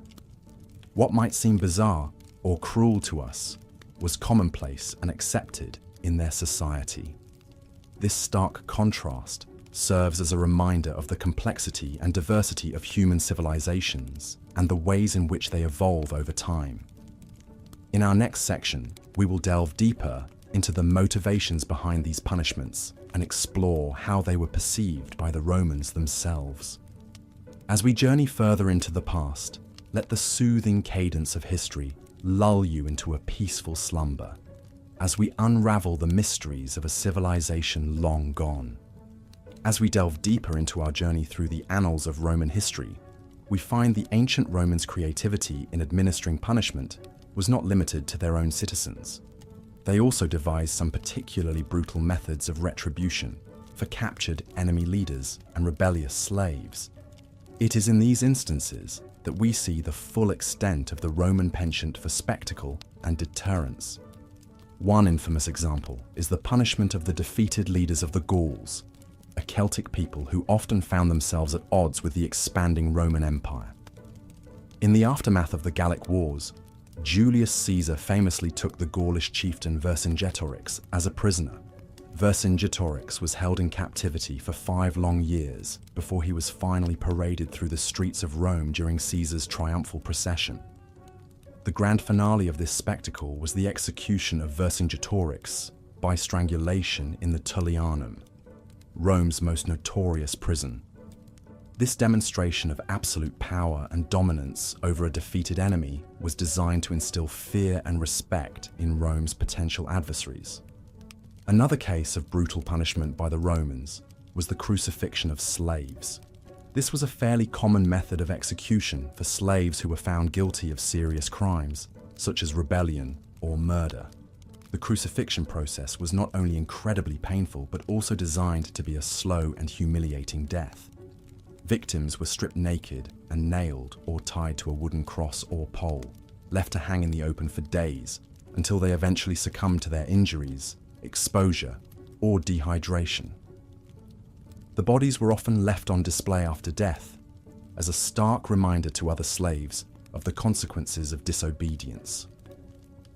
This was the fate that befell Spartacus and his followers after their failed slave revolt against the Roman Republic in the 1st century BC punishments. It is essential to remember that the Romans lived in a time where such brutal methods were considered necessary to maintain order and control over a vast and diverse empire. As we continue to explore the various punishments from ancient Rome, it becomes clear that these were not just arbitrary acts of cruelty, but rather they were deeply rooted in the Romans' understanding of justice, power, and order. In contrast to the brutal punishments meted out to enemies and slaves, it is interesting to note that the Romans also had a unique approach to punishing their own citizens. One such punishment was the penalty of infamia, a form of social ostracism that stripped a Roman citizen of their rights and privileges. This punishment was often imposed on individuals who had engaged in behavior deemed disgraceful or damaging to the Roman moral fabric, such as prostitution, adultery, or even performing on the stage, which was considered a lowly profession. Those subjected to infamia were not physically harmed, but the damage to their reputation and social standing was often a severe blow. As we weave our way through the labyrinth of Roman history, it is clear that the Romans had a complex and multifaceted approach to punishment. Their methods ranged from the brutally physical to the subtly psychological, reflecting a society that was constantly evolving and adapting to its own needs and challenges. As we drift off to sleep, let us take a moment to appreciate the intricacies of this ancient civilization and the valuable lessons it can still teach us about power, order, and justice. As we delve deeper into our historical journey, let's return to the thriving heart of the ancient world, Rome. In this section, we will explore one of the most peculiar and severe punishments imposed by the Romans, the infamous Poena Koulle. This Latin term translates to the punishment of the sack and was a type of capital punishment specifically designed for one of the gravest crimes in Roman society, parricide. The act of a child killing their parent was considered an act of absolute rebellion against the natural order, a crime so unthinkable that the punishment had to match its perceived severity. The Poena Koulle was a rather elaborate form of execution, as it involved a complex series of events. The condemned was not merely put to death, but the manner of their execution was a symbolic representation of their crime. The guilty party was firstly beaten with a rod of vergis sanguinis, or blood-coloured rods. This was followed by a rather theatrical process, which involved several animals and a sack. The condemned was sewn into a leather sack, along with a viper, a dog, a rooster, and a monkey. It was believed that these animals represented a mockery of the human form and its various vices. The dog, often a symbol of loyalty and obedience, was included as a stark reminder of the betrayal committed by the guilty party. The inclusion of a viper, a creature associated with deceit and treachery, was an embodiment of the traitorous act committed. The rooster, a creature that heralds the dawn, symbolized the awakening to the abhorrent crime, while the monkey, often a symbol of mischief, represented the chaos and disorder that the crime had caused. Once all the creatures were sewn into the sack, it was then sealed and thrown into the nearest body of water, usually a river or the sea. It was a symbolic act, intended to demonstrate the erasure of the individual from society, as if they had never existed. Their disappearance into the water was a final farewell, a chilling reminder to all who witnessed it of the Roman law's power and severity.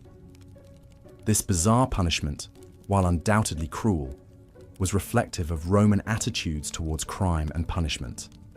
It was not merely about retribution or deterrence, but also about making an example of the offender.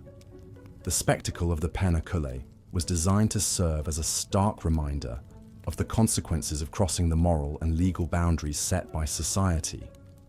However, it's worth noting that despite its infamy, the Poena Koulle was not a commonly used form of punishment.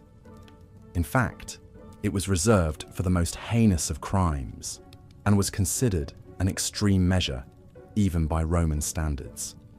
Its rarity, coupled with its bizarre and brutal nature, has made it one of the most memorable and discussed punishments from ancient Rome. The Poena Koulle provides a fascinating glimpse into the mindset of the Romans. It illustrates their belief in the symbolic nature of punishment and their commitment to maintaining societal order at all costs. It is a testament to their belief in the inherent sanctity of family relations and the extreme lengths they were willing to go to protect these bonds. As we draw this section to a close, let's take a moment to appreciate the ancient Romans' complexity, their unique perspective on justice, and the role these played in shaping their society. It's a stark reminder that while we may find their punishments bizarre and cruel from our modern perspective, they were a product of their time and culture, a culture that was complex, diverse, and full of contradictions, much like the civilizations that have followed in its footsteps. In the next section, we will continue our exploration of ancient Rome's legal system and delve into the world of Roman trials, courts, and their interesting approach to litigation. But for now, let the echoes of the past lull you to sleep, carrying you on a journey through time and space to a Rome that was, in many ways, not so different from our world today. Good night, dear listener, and sweet dreams. Reaching back into the annals of history, we delve into the fascinating yet often brutal world of ancient Rome, a civilization known for its significant contributions to law, politics, engineering, and art. Rome was also infamous for its harsh and unusual punishments. For the Romans, laws were not just a system of rules to be followed, but a mechanism of social control, instilling fear and obedience among its citizens. As we delve deeper into this topic, let your mind wander across the centuries, picturing the grandeur and severity of Rome, its marble temples and bustling marketplaces, its senators and citizens, all under the watchful eye of the law. An important point to consider in the Roman legal system was the concept of poena, from which the English word penalty is derived. This was not merely a punishment, but a means of retribution, a way of restoring balance to a society disrupted by a criminal act. For minor offences, penalties could be as straightforward as fines or public humiliation. But for more severe crimes, the punishments could be remarkably severe and sometimes even surreal. One such punishment was Damnatio ad Bestias, or condemnation to beasts. This was a form of capital punishment where individuals, usually slaves, criminals, or prisoners of war, were thrown into an arena to face wild animals, often lions, leopards, or bears. The condemned had little chance of survival and were left at the mercy of the beast, providing a morbid spectacle for the Roman populace. It's important to remember that for the Romans, this was considered a form of entertainment, an integral part of their culture. Then there was decimation, a punishment reserved primarily for soldiers guilty of serious offences like mutiny or desertion. The word decimation comes from Latin, meaning removal of a tenth. The cohort or legion guilty of the offence would be divided into groups of 10. Each group would draw lots, and the unlucky soldier who drew the short straw would be clubbed or stoned to death by his comrades. This brutal form of discipline served not just as punishment, but also as a stark warning to other soldiers.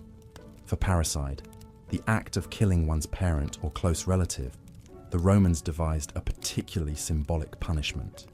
The guilty party would be sewn into a sack with a dog, a rooster, a viper, and an ape, representing the natural world's condemnation of their act. They were then thrown into the river, ensuring a slow and terrifying death. This was known as Poena Koulle, or punishment of the sack. Another unusual punishment was the fustuarium. This was a penalty for soldiers who fell asleep on the job or stole from their comrades. The guilty soldier would be beaten to death with a cudgel or a club, often by their fellow soldiers. This savage punishment was a stark reminder of the demands of military life in ancient Rome. The Romans also had a unique punishment for Vestal virgins who broke their vow of chastity. As priestesses of Vesta, goddess of the hearth, they were required to remain celibate for 30 years. If they broke this vow, they were buried alive, for the Romans believed it was sacrilegious to shed a Vestal's blood. A small chamber was prepared with a bed, a lamp, and a bit of food, after which it was sealed, leaving the guilty Vestal to her fate. Moving away from capital punishments, the Romans also employed more mundane forms of public humiliation. For instance, a tax evader would be strapped to a cart and paraded around the city, subjected to the mockery and derision of the citizens. The idea was to deter others from committing the same offence. Lastly, for those found guilty of treason, there was the punishment of aqua et panis, or water and bread. The offender would be kept in confinement, surviving only on bread and water until they wasted away. This slow, agonizing death was meant to symbolize the offender's betrayal to the state. In delving into the world of Roman punishments, one can see a blend of harsh retribution, public spectacle, and symbolic reparation. These punishments, as brutal as they were, reveal a society steeped in tradition and ritual, where the law was more than a system of governance. It was a fabric that held the Roman society together. As we drift away from this dark chapter of Roman history, we move closer to our world of dreams, leaving behind the echoes of a time when justice was swift and often brutal. As we continue our exploration of the most bizarre punishments from ancient Rome, we now turn our gaze to a lesser-known but equally intriguing form of retribution, the Poena Koulle. This peculiar punitive measure was reserved for those who committed one of the most heinous crimes in Roman society, parricide, the act of killing one's own parent. Poena Koulle, or the penalty of the sack, was a punishment as symbolic as it was gruesome. The convicted individual was sewn into a leather sack, along with an assortment of animals, typically a viper, a dog, a rooster, and a monkey, before being thrown into a body of water, often the Tiber River. The Romans believed that this would not only punish the criminal, but also cleanse society of the horrendous crime by dissolving it in the sacred river. The choice of animals was not random. Each represented a particular vice that the Romans believed had led to the crime of parricide. The dog, known for its loyalty, symbolized betrayal. The monkey, a creature prone to mischief and deceit, represented treachery. The rooster, often associated with the new day and thus innocence, symbolized the loss of innocence. And the snake, a universal symbol of evil, represented the ultimate wickedness of the act itself. It's important to note that the Romans saw this punishment as more than just a physical torment. It was also a form of psychological torture. The condemned was not merely executed, but cast out from society, both literally and metaphorically. They were confined in the darkness of a sack, surrounded by creatures that represented their sin, and then submerged into the depths of a river, cut off from the world of the living. This was a powerful symbolic gesture, a message to the living about the gravity of the crime and the fate that awaited those who dared to commit it. Despite the seemingly clear-cut nature of this punishment, its application was not always straightforward. There are records of instances when the execution was postponed due to a lack of one or more of the animals required. In these cases, the convicted person was kept in prison until the necessary creatures could be procured. Such delays could prolong the mental agony of the condemned, making the punishment even more severe. Another fascinating aspect is the very nature of the sack used in the punishment. It was typically made of ox hide, a material chosen for its strength and durability. The sack needed to be robust enough to contain the struggling animals and the convicted person, and also withstand the force of the river. The use of ox hide was also symbolic, as oxen were animals of great significance in Roman culture, often associated with strength, diligence, and sacrifice. The Poena Koulle, though not as well known as other Roman punishments, offers a fascinating insight into the ancient Roman legal system and societal values. It was a punishment that combined physical torment with psychological distress, and its use served not only as a means of retribution, but also as a powerful deterrent. While it may seem barbaric and bizarre to us, for the Romans, it was a fitting response to a crime considered to be the ultimate betrayal. It served as a stark reminder of the potential consequences of violating the sacred bonds of family and the severe retribution that awaited those who dared to do so. As we delve deeper into the most bizarre punishments from ancient Rome, it becomes evident that these were not merely acts of retribution, but also carefully constructed messages to society. They were designed to maintain social order and deter potential criminals, reflecting the Romans' complex understanding of crime, punishment, and social responsibility. And so, as we drift gently into slumber, let's ponder the intriguing complexities of Roman justice, where symbolism and reality intertwined in the most unexpected ways. The sun rises over the bustling city of Rome, casting long shadows across the cobblestone streets and the grand marble structures.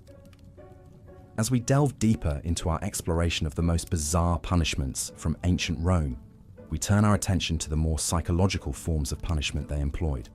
One such punishment was the infamous punishment of the sack, or Poena Koulle in Latin. The Romans had a particular abhorrence for parricide, the act of killing one's own parents or close relatives. They considered it one of the gravest sins a citizen could commit, and the punishment for it was as unique as it was terrifying. The convicted person would be placed inside a leather sack, along with an assortment of live animals.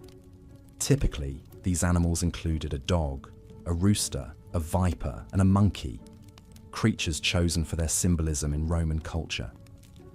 The sack was then sealed before being thrown into the Tiber River or the sea. This punishment was designed not just to end the life of the sinner, but also to erase their existence from the collective memory of society.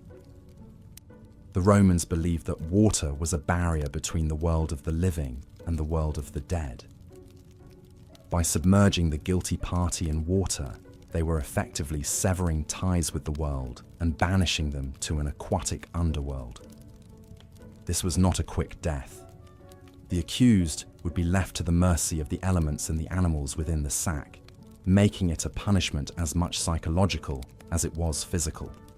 Another peculiar punishment was that of Damnatio ad Bestias, or damnation to beasts. This was a form of capital punishment where the condemned were thrown into a pit or arena with wild animals. These animals, starved and enraged, would most likely kill the condemned. This punishment was often reserved for slaves, criminals, and early Christians, and was a popular spectacle at the Roman games.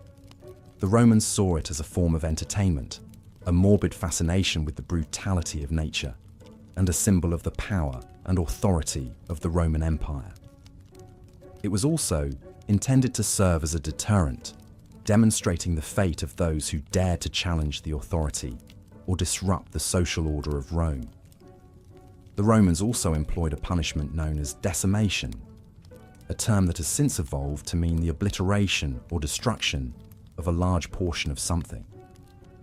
In ancient Rome, however, decimation had a very specific meaning and was a form of military discipline used by commanders to punish units or large groups guilty of capital offences such as mutiny or desertion.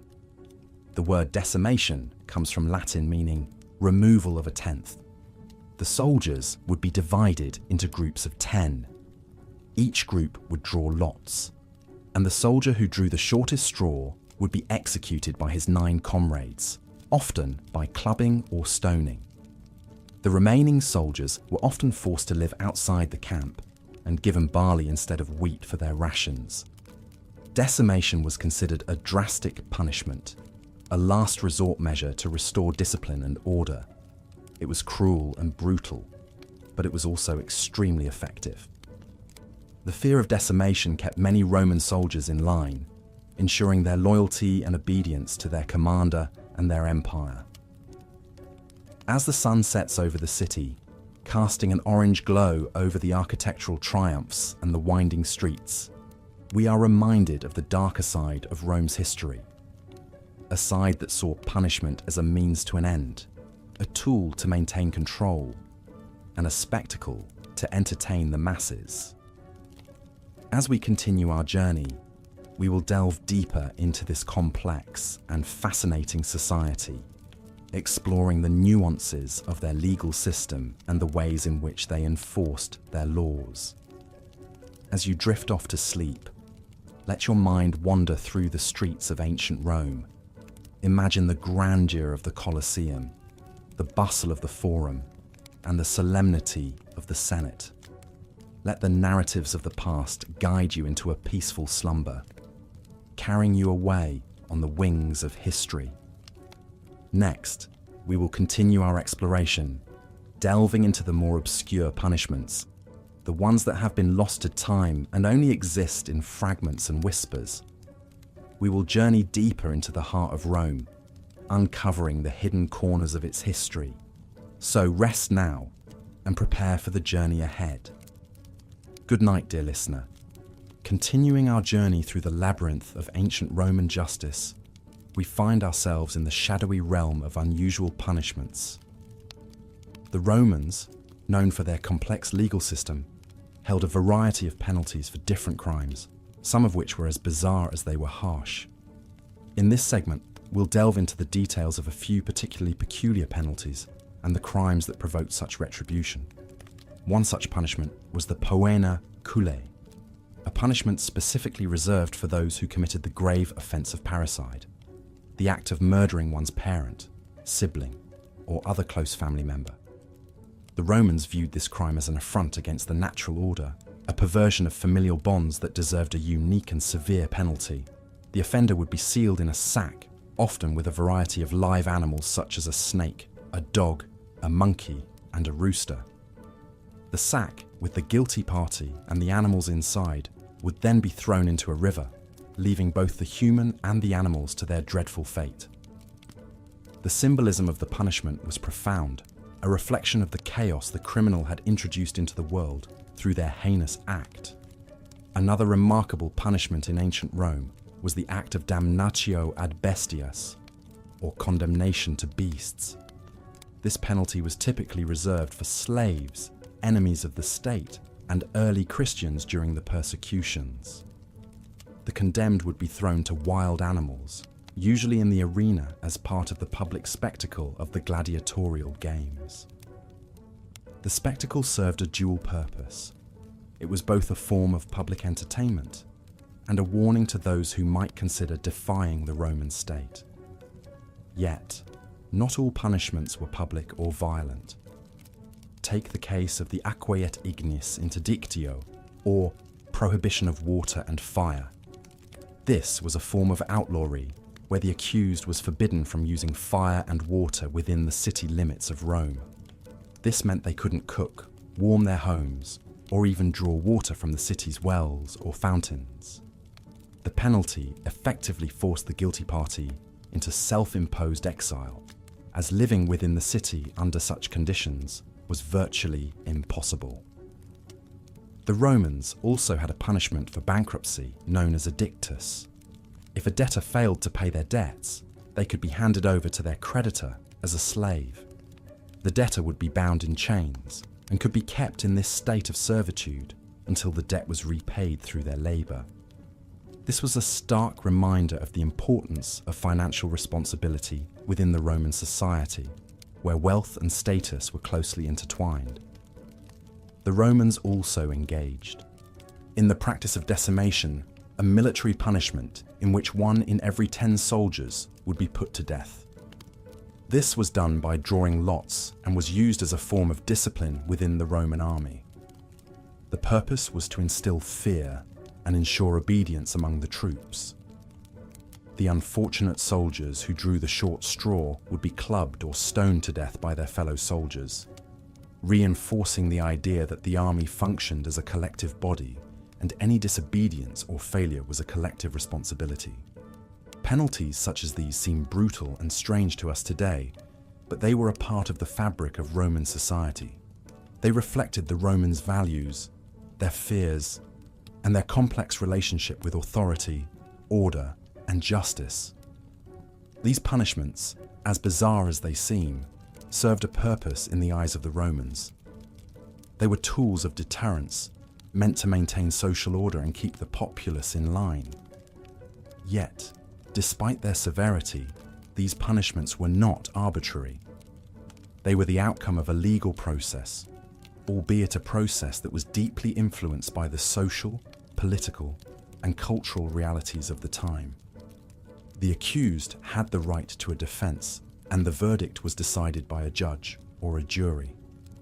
The Roman legal system, despite its many flaws and cruelties, was a complex mechanism, one that reveals much about the society that created it.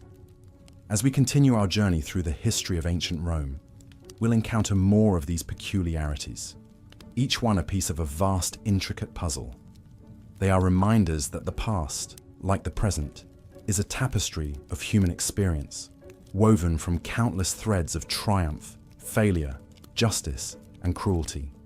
They remind us that history, even at its most bizarre, is a reflection of the people who lived it, their beliefs, their fears, and their dreams.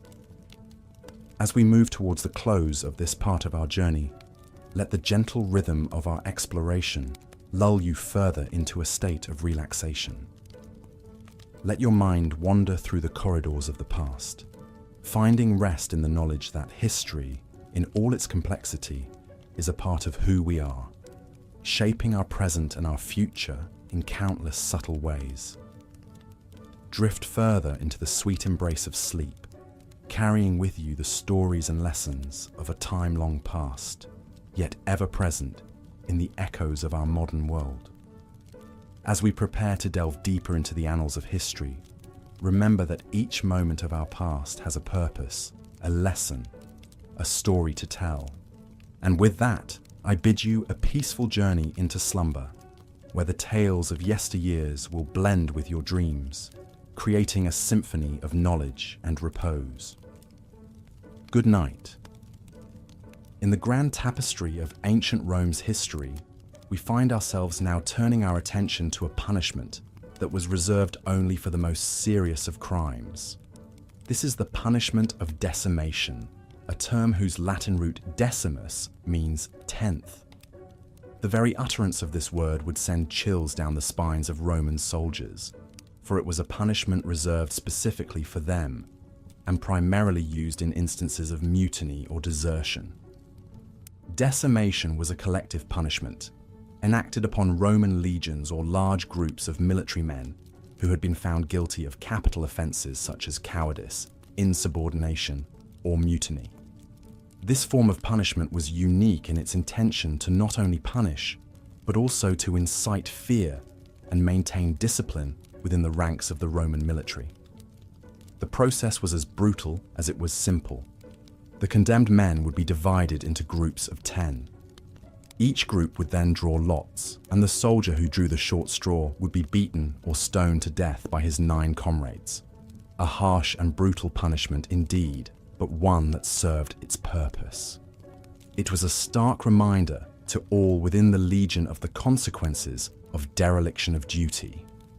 It's important to note, however, that decimation was not a frequently used punishment. It was deemed to be a last resort, used only when the integrity of the entire Roman legion was at stake. The reasoning behind this was simple. The Roman military machine depended on a strict hierarchy and a well-disciplined force. If a legion was unruly or insubordinate, it threatened the very fabric of the Roman military system. Decimation, therefore, was a tool used to restore order and discipline, sending a strong message to all who dared to challenge the might of Rome. Even though decimation was not a common punishment, there are several documented instances of its use. One such example dates back to 471 BC, during the consulship of Appius Claudius Sabinus Regalensis and Titus Quinctius Capitolinus Barbatus. A significant portion of the Roman army had engaged in an unauthorized withdrawal during a war with the Volsci tribe, and as a punishment, decimation was ordered. Another notable instance occurred during the reign of Emperor Augustus, who ordered the decimation of a legion that had engaged in rebellion. Despite its brutality, decimation was not universally accepted within the Roman leadership. Many military leaders and emperors saw it as too severe and damaging to the morale and effectiveness of the legions. In fact, by the 3rd century AD, the practice of decimation had largely fallen out of use, replaced by other forms of military discipline. As we delve further into the punitive measures of ancient Rome, it's worth noting the contrast between the collective punishment of decimation and the individual punishments we have explored earlier. This contrast speaks volumes about the Roman society and its values. Individual transgressions were dealt with severely, yet it was understood that a person's actions were their own and didn't reflect upon their family or community. Yet, in the military context, where unity and discipline were paramount, the transgressions of a few were seen as a reflection on the whole, leading to collective punishment. The punishments of ancient Rome, as brutal and harsh as they may seem to us today, provide us with a fascinating insight into a society that was deeply pragmatic, valuing order, discipline, and respect for authority above all else. These punishments, from crucifixion to decimation, were not simply about retribution. They served a purpose, acting as deterrents, maintaining social order, and asserting the power of the state. As we drift further into the night, let us ponder upon these aspects of a civilization long past. The moonlight casts long shadows, and the quiet darkness invites us to imagine a time of togas and centurions, of emperors and legions, of a vibrant society that has left an indelible mark on the annals of human history. As your eyelids grow heavy and the whispers of the past become softer, allow yourself to drift into a peaceful slumber. When dawn comes, we will continue our exploration of ancient Rome and its fascinating history. But for now, let the echoes of the past lull you into a calm and restful sleep. Good night. Ancient Rome, a civilization that spanned over 1,000 years, a civilization that was a beacon for architecture, government, warfare, and societal systems, also held a certain notoriety for its unique and often bizarre punishments. The ancient Romans were strict disciplinarians, believing strongly in the power of law and order. But the laws they instituted were often harsh, and the punishments meted out could be brutal, and frankly, quite strange to our modern sensibilities. In this section, we'll delve into some of the most unusual punishments that the Romans used as their means of maintaining discipline and societal control. One of the most bizarre punishments that the Romans employed was known as Damnatio ad Bestias, or condemnation to beasts. This form of execution was a significant part of the cruel spectacle that was the Roman Games. Criminals, particularly those who had committed crimes against the state, were often thrown, unarmed and defenseless, into arenas to face wild beasts. These unfortunate souls would be mauled to death by lions, tigers, bears, or any other large dangerous animals that the Romans had on hand. This violent public display of punishment served as a stark reminder to the citizens of Rome of the severe consequences of disobedience. Then there was the punishment of Poena Koulle, or the punishment of the sack. This punishment was reserved for those who committed the crime of parricide, or the killing of a parent. The guilty party would be sewn into a leather sack, along with a variety of animals including a dog, a monkey, a snake, and a rooster. The sack would then be thrown into the Tiber River, leaving the condemned to drown in the most horrifying and claustrophobic of ways. This punishment was symbolic, as the animals trapped in the sack with the guilty party represented the chaos and disorder that their crime had brought into the Roman society. Yet another strange and severe punishment was the fustuarium.